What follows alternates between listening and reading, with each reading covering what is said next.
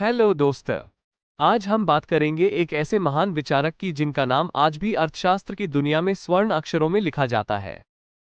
जी हाँ, हम बात कर रहे हैं एडम स्मिथ की।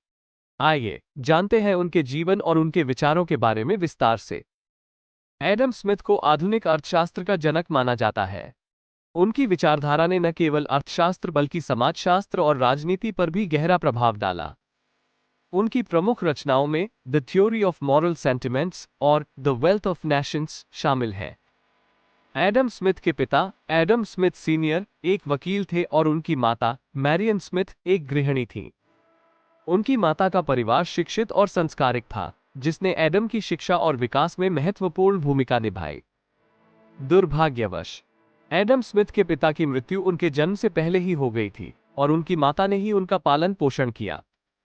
14 वर्ष की आयु में एडम स्मिथ ने ग्लासगो विश्वविद्यालय में दाखिला लिया। यहां उन्होंने गणित, प्राकृतिक दर्शन और सामाजिक विज्ञान का अध्ययन किया। 1740 में उन्होंने ऑक्सफोर्ड विश्वविद्यालय में दाखिला लिया, जहां उन्होंने विभिन्न विषयों का गहन अध्ययन किया और 1746 में अपनी पढ़ाई पूरी की। एडम स्मिथ को उनके जीवनकाल में कई मान्यताएं प्राप्त हुईं। 1751 में उन्हें ग्लासगो विश्वविद्यालय में अर्थशास्त्र के प्रोफेसर के रूप में नियुक्त किया गया। उनकी शिक्षा और शोध ने उन्हें एक प्रमुख विद्वान बना दिया। थियरी ऑफ मॉरल सेंटिमेंट्स 1759 में प्रकाशित the theory of moral sentiments में एडम स्मिथ ने नैतिकता और मानवीय भावनाओं के बारे में अपने विचार प्रस्तुत किए। उन्होंने ये बताया कि सहानुभूति और नैतिक संवेदनाएं समाज के आदर्शों को बनाए रखने में महत्वपूर्ण होती है।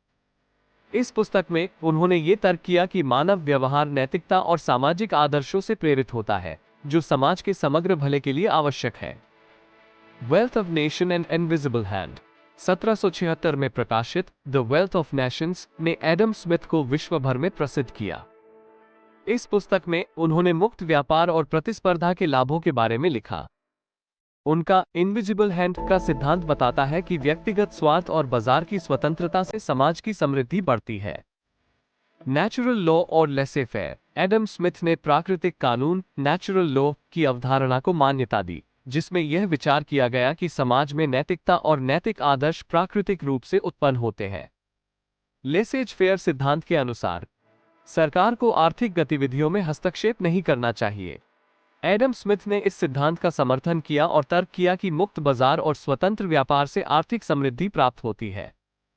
एडम स्मिथ का 1776 का वर्ष उनके जीवन का सबसे महत्वपूर्ण वर्ष था, जब उन्होंने द वेल्थ ऑफ नेशंस प्रकाशित की। इस काम ने न केवल अर्थशास्त्र की धारा को बदल दिया, बल्कि पूरे समाज के लिए एक नई दृष्टि प्रस्तुत की। एडम स्मिथ को उनकी बुद्धिमत्ता और गहरी सोच के लिए जाना जाता है। उनके विचार और सिद्धांत आधुनिक अर्थशास्त्र की नींव बने। उनकी विश्लेषणात्मक सोच और गहन अनुसंधान ने उन्हें एक महान विद्वान बना दिया।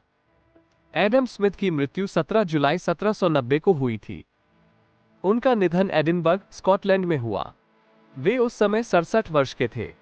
एडम स्मिथ का स्वास्थ्य उनके अंतिम वर्षों में खराब हो गया था और उन्होंने अपनी शेष जिंदगी शांति से बिताई। उनकी मृत्यु के बाद उनके योगदान और एडम स्मिथ को कभी कभी एब्सेंट माइंडेड भी कहा जाता था, जिसका अर्थ है कि वे अपनी रोजमर्रा की चीजों को भूल सकते थे या छोटी छोटी बातों को नजरअंदाज कर सकते थे। यह उनकी अत्यधिक ध्यान केंद्रित करने की आदतों से संबंधित था, जो उनके गहन अध्ययन में निहित थी। तो दोस्तों, ये था एडम स्मिथ का जीवन और उनके प्रमुख सिद्धांतों पर एक नजर। अगर आपको इस वीडियो से कुछ नया सीखने को मिला हो, तो कृपया लाइक और सब्सक्राइब जरूर करें। फिर मिलेंगे एक नए वीडियो के साथ। धन्यवाद।